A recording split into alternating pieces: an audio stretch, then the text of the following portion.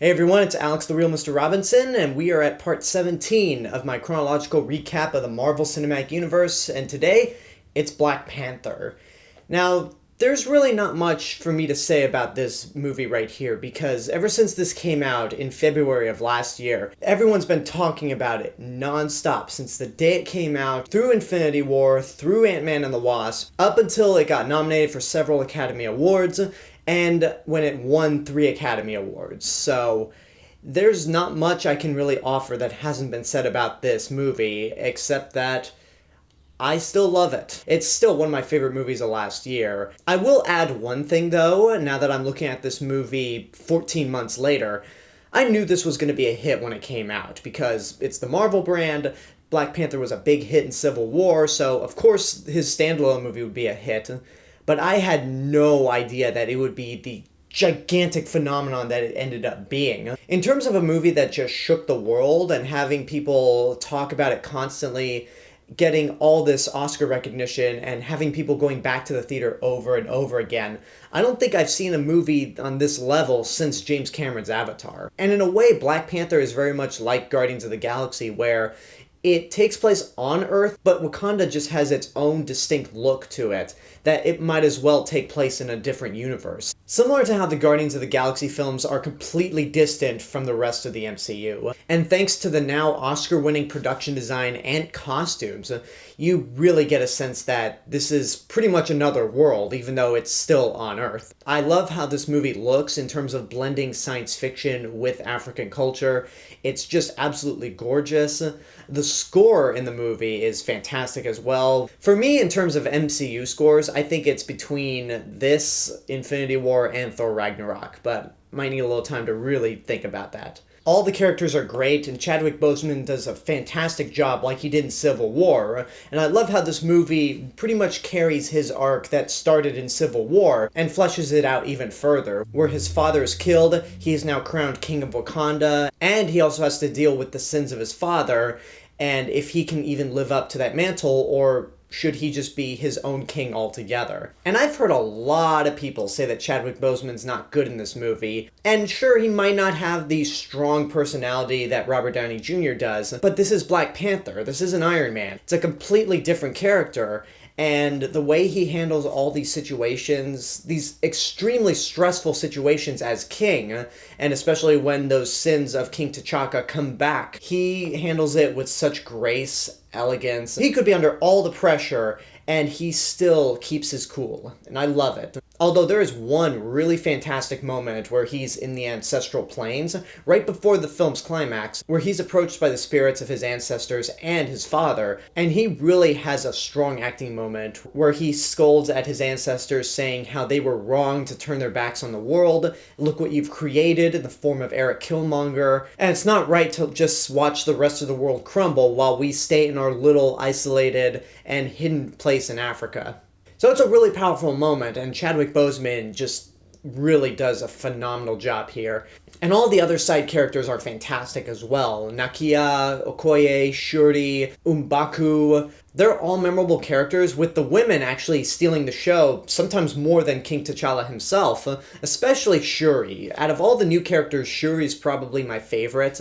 A lot of people had an issue with the moment where she goes, "What are those?" And even though I'm a millennial, I'm actually not into the meme culture as one would think, because I didn't even know that was a meme. In fact, I don't even know how old that meme is. And I'm the guy who didn't even know the Screaming Cowboy meme existed until more than a year after it first debuted. So that moment didn't bother me, but the rest of the moments with Shuri is just fantastic, outside of one line about sneakers, which one downside of this movie, well, there's two, but they're more nitpicks, is that the humor is not as good as some of the other Marvel movies. But again, this isn't something like Iron Man or Spider-Man or Guardians of the Galaxy. It's Black Panther. It's not trying to be as funny as those other movies. But the other big problem, and I think everyone is in agreement with this, even those that adore this movie, the special effects aren't that good. When this movie was coming out on Blu-ray, I was told that they actually fixed up the special effects to where they actually look good. I've watched this movie a couple times ever since it came out on Blu-ray. I haven't noticed any difference. It still looks terrible, especially those rhinos. Ooh boy. But, yeah, the only thing left to really talk about is Eric Killmonger, played by Michael B. Jordan. There's the thing about Killmonger. He is a fantastic villain. You really get why he's doing the things that he's doing. He's somewhat sympathetic, and he was the best villain that the Marvel Cinematic Universe had for 2.5 months. There are a couple reasons why I think Thanos is a better villain than Killmonger. Some of them I'll get to when I actually talk about Infinity War again, but the main reason, if I'm gonna bring up Eric Killmonger, is that while he's a sympathetic character, and you do feel bad for this guy, there is a point in this movie after he becomes King of Wakanda where he's just fueled by anger. His big plot at the end is pretty much to commit genocide. And I understand that there are more details to his plot, like giving weapons to those who didn't have the great upbringing that everyone in Wakanda had.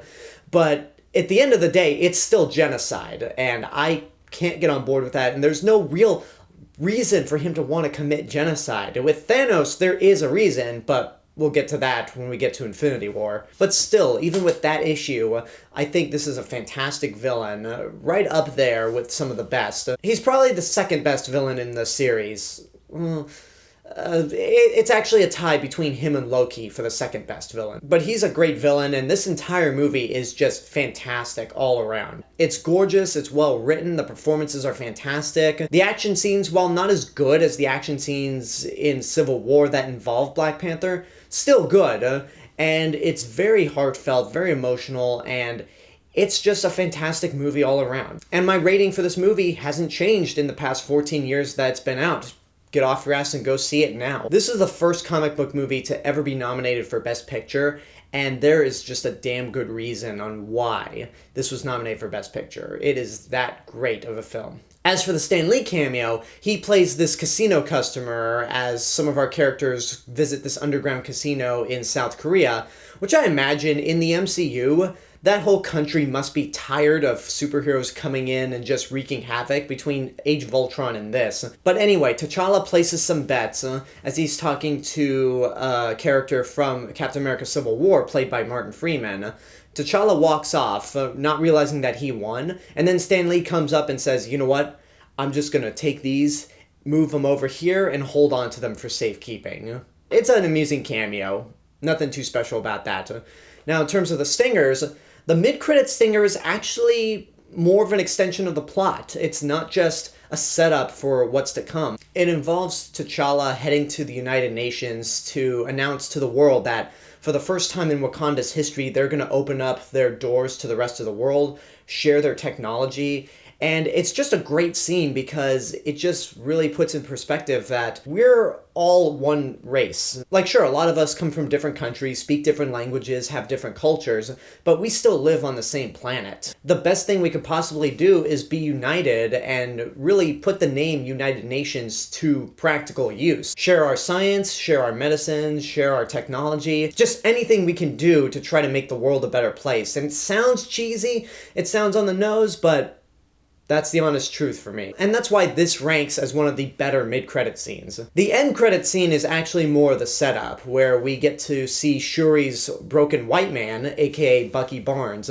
as he's recovering from the events of Civil War, his mind's starting to get back to normal, and Shuri's just pretty much checking up on him. It's a charming scene, and given that Infinity War was the very next movie to follow, it's a nice setup to what would eventually come. And there you go, that's my recap for Black Panther. Still absolutely love this movie. But now we're gonna leave Wakanda and head back to the rest of the world and head over to Queens as we talk about the next film in chronological order, Spider-Man Homecoming. And with this being the first time I've seen this movie since Spider-Man Into the Spider-Verse, it'll be interesting to see what's actually the better Spider-Man movie. But we'll get to that next time. And first, I want to hear what you guys think about Black Panther. Did you like it when you first saw it? Did you not like it? Has your opinion changed at all? Let me know in the comments below. And until next time, I hope you enjoyed this video. Don't forget to subscribe to the channel, give this video a like, and of course leave a comment. Don't forget to support my Patreon page, follow me on social media, and until next time, this is the real Mr. Robinson telling you there's only one.